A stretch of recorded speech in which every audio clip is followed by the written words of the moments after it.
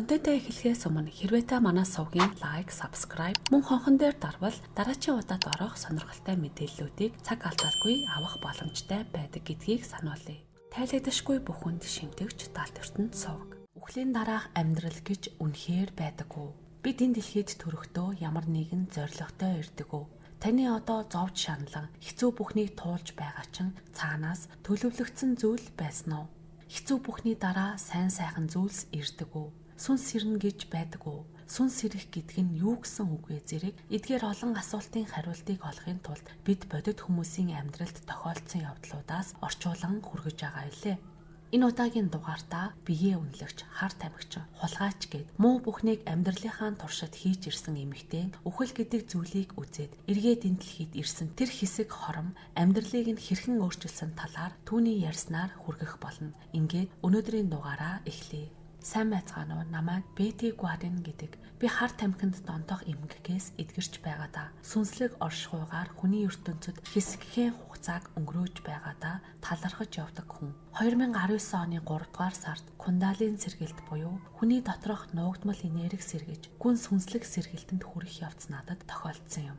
Энэ миний амьдралыг тэр чигт нь өөрчилсөн үйл явдал байлаа. Одоо та бүхэнтэй өөрийн туулсан, мэдэрсэн бүхнээ хуваалцъя. Юуны түрүүнд энэ сэргэлтээс өмнөх амьдрал болон үүний дараа амьдрал маань хэрхэн өөрчлөгдсөн тухай ярив.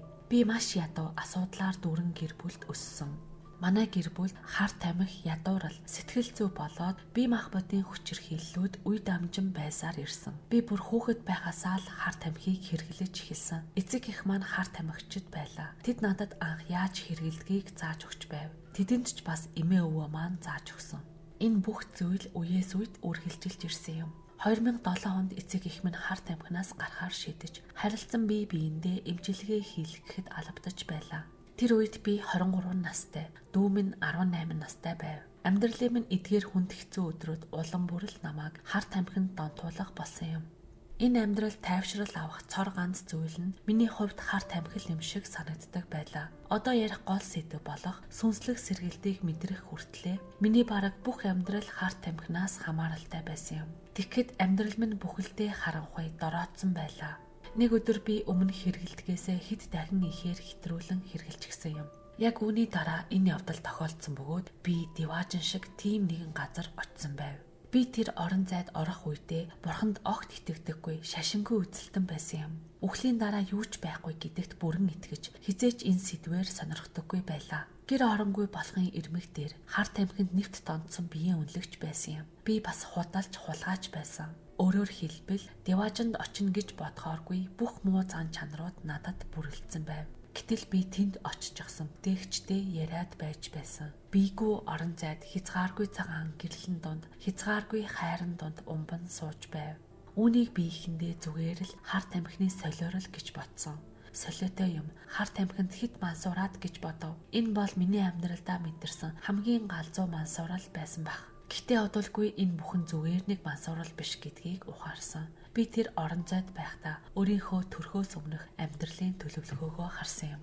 Надад харуулсан зүйл бол миний сүнс дэлхий дээр төрхөөсөө өмнө амьдралаа өөрөө сонгосон байсан юм.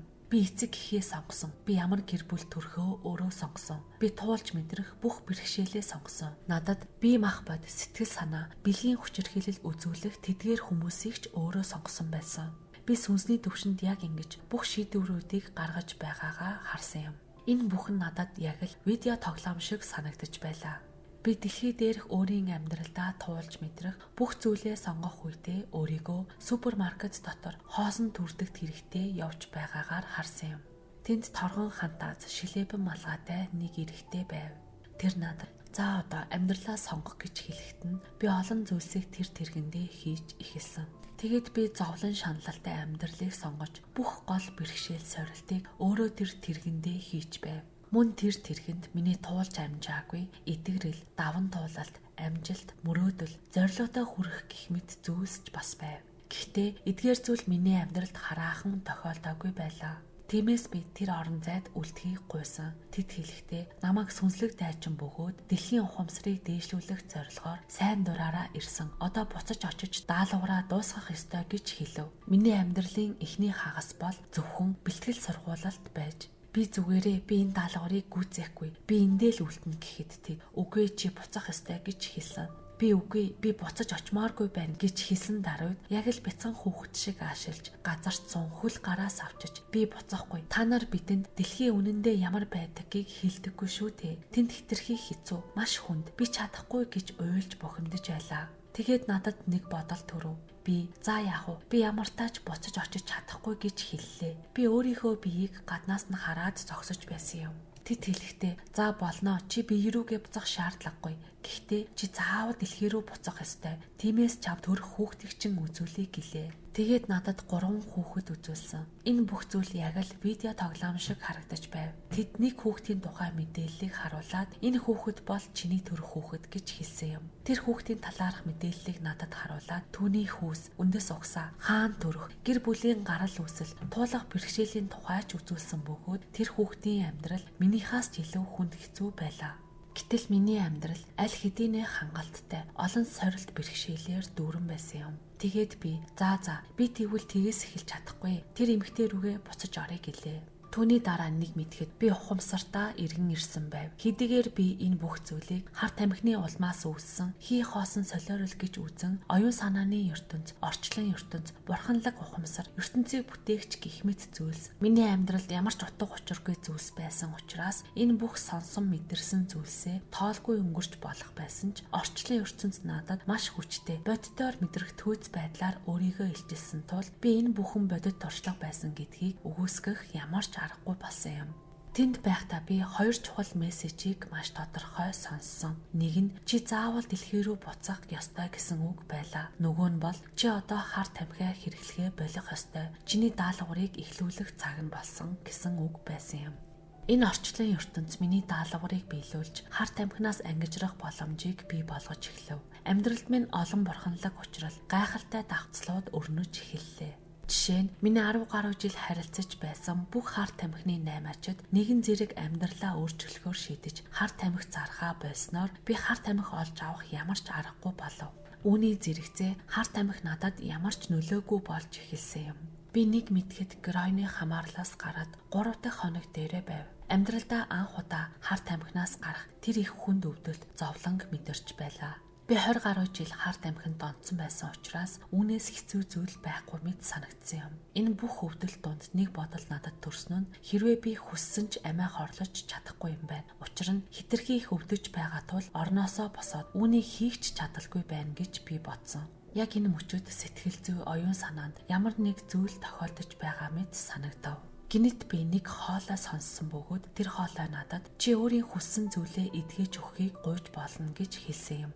Би цөхрөл гутарлын дунд байсан тул толгойдоо сонссон хоолой үгэнд итгэж эдгэрэх боломж байгаа гэсэнд итгэлтэй болов. Би за тгий гэж хариулсан боловч юу эдгэхийг хүсэж байгаагаа арай л хитрхи оюунлаг техникийн байдлаар илэрхийлсэн юм. Би өөрийн мэдрэлийн систем өвдөлтийг дамжуулах тэдгээр процессыг эдгэхийг хүслээ.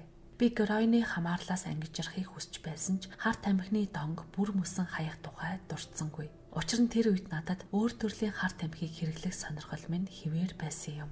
Би зүгээр л олон жил хэрэгэлсэн энэ хар тамхины хамаарлаас бүрэн ангижрахыг хүсээгүй байх. Тэгтэл надад тэд арагшаа хэвтээд 10-аас ухраач тоол гэж хэлв. Гэтэл миний духан дээгүр яг л хуруугаараа хээ үсэг зурж байгаа мэд мэдрэмж төрөв. Тэгээд миний төсөөлөл дотор 2 жижигхэн хүн гарч ирсэн. Тэд халзан толгойтой, цагаан арьс, лабораторийн цагаан халааттай, хамран том, бондгордуу хүмүүс байлаа. Тэд зүгээр л над руу хараад зогсож байв. Гэнэт тэдний өмнө жижигхэн өвс хадагч машинууд гарч ирэв. Тэд энэ машиныг бариад дээш доош үсчин над руу харж байсан бол би ч тэднийг гайхан харсаар байлаа. Удалгүй тэр хоёр ир өөрөөр зүг рүү хөдлөн миний оюун санааны нухчаа завсруудаар алхаж эхэлсэн юм. Тэд алхах тусам миний толгойд маш хүчтэй халуун оргиулсан мэдрэмжүүд төрж байсан бөгөөд би энэ мөчөд үнэхээр эдгэрч байгаа гэдээ итгэж байв. Тэд миний оюун санаагаар гүйлдэж дууссаны дараа миний духан дээр алгаа тавихыг би мэдэрлээ. Удалгүй толгойн орой дээрээс сорж байгаа мэт мэдрэмж төрсөн. Энэ үед толгойн хэсгээс цав цагаан тод гэрэл цацрав. Яг энэ мөчөд би гройны хамаарлаас гарах 3 дахь өдрийнхөө асар хүнд өвдөлт шаналлаасаа нэг дор тэр дороо эдгэрч орхисон юм. Ердөө 30 секундын өмнө би хөлсөн насгарч зовлонд дарчлан өөрийнхөө биеийг ч хянаж чадахгүй шахуу хэвтэж байсан хэрнээ гинэт юу ч болоогүй мэд эрүү сарвал болчихсон. Энэ бүхний дараа миний хувьд эргэлзгийн аргагүйгээр тодорхой болсон зүйл гэвэл би үнэхээр сүнслэг орон зайд очиж тэндээс мэдэрсэн сүнслэг хүч одоо ч надтай хамт байж намайг огт өөр замаар чиглүүлж байгааг ойлгосон юм. Гэвч би энэ шин замаар хэрхэн явхаа огт мэдэхгүй байлаа. Тиймээс би зүгээр л өөрийн зүүн совиндоо итгэж түүнийгээ дагсан. Миний зүүн совин намайг Нью-Йорк хотын метро руу оруулсан юм. Би хаашаа явах гэж байгаагаа ч мэдэхгүй. Зүгээр л нэг галт тэргэнд суучихсан. Яг өдөөс нэг эрэгтэй гарч ирсэн бөгөөд тэр хүн 12 алхамд хар тамхинаас гарах төлбөрийн хүзүүний зүйлдтэй байсан. Тэр үед миний толгойд нэг хоолой сонсогдож энэ бол чиний зам. Чи энэ хүнийг дагаж уулзалтанд оч гэж хэлв.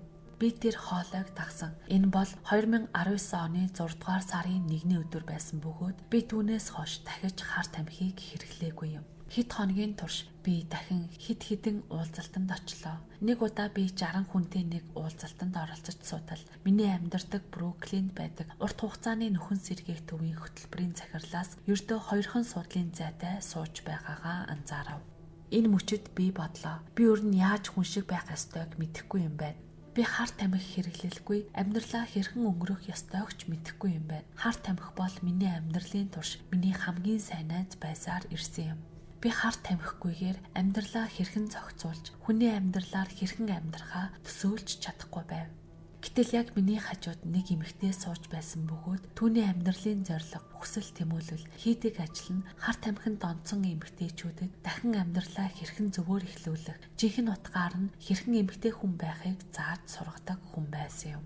Тэр уулзалтын дараа би түүнтэй заавал уулзаж, түүний удирддаг төвд хэвтэх ор өгөхийг гуйж, шинэ амьдрал эхлүүлэхээр төлөвлөсөн юм. Уулзалт үргэлжлэх явцад би өөртөө зориг өгч, би шинэ амьдралаар амьдрна. Энэ бол үнэхээр гайхамшигтай боломж гэж дотроо маш их урам зоригтойгоор хэлж суусан юм. Гэтэл уулзалт дуусаад түүнтэй уулзахаар очтол тэр аль хэдийн явчихсан байв. Гэтэ надад бас нэг төлөвлөгөө байсан нь дараа би түүн рүү заавал уцаар холбогдно гэж ботсон байв. Ингээд гэрлүүгээ харахаар автобусанд суудал би бүр гайхширч орхисон. Тэр эмэгтэй яг миний суусан автобусанд суучихсан байв. Уулзалт болсон газрын автобусны буудал дээр биш, огт өөр газраа суусан байсан нь үнэхээр итгэмээргүй явдал байлаа. Би түн рүү гүүг шахам очоод, "Бурхан минь, та яг л сахиусан тэнгэр шиг байна. Та энэ дэлхийд над руу зориуд ирсэн юм шиг санагдаж байна. Би дотор тантай ярилцах гэсэн боловч та яваад өгсөн байсан. Гэтэл одоо та энд байна. Гуй, надад ор гаргаж өгч туслаач хэмээн учирлаж гуйв." Тэр над руу маш тайван харснаа. "Тийм ээ, манад ор байгаа, маргааш ирээрэй" гэж хэлсэн юм. Манад ор байгаа гэсэн тэр өгүүлбэр миний амьдралыг орбонгоор нь өөрчилсөн. Маргааш нь би ганцхан өмсөж явсан хувцастайгаа л тэр хөтөлбөрт очив. Хар тамхил бүхнээс чухал байсан болохоор төрөөсөө би 2 жил төлөөгүй, бараг л орон гэргүй болох төхөөд байсан юм. Тэгээд би эмчилгээний хөтөлбөрт хамрагдаж эхлэв. Ингэж би донтолтоос ангижрах замдаа орсон төдийгүй сүнслэг зорилгоо сэргээх аяллаа эхэлсэн юм. Юу тохиолдсныг тайлбарлах өгч надад тэр үед байгаагүй. Гар утас компьютергүйгээр бүтэн 17 сарын хугацаанд би эмчилгээний төвд амьдарсан. Интернетгүй байх нь үнэхээр хачин санагдсан ч би өдөр бүр ном уншиж, сүнслэг мэдлэгээ хөгжүүлж баттгаж байв. Тэндээс би мансууруулах бодисгүйгээр амьдрах, мэдрэмжүүдээ хэрхэн эрүүл аргаар зохицуулах, дээр нь сүнслэг утга учраа ойлгох зэрэг шинээр амьдарч эхлэх суураа тавьсан юм. Би яг л мэдлэгээр цангасан хүн шиг байв. Бүх ариун судар, таталцлын хууль, метафизик зэрэг бүхнийг уншиж судалсан.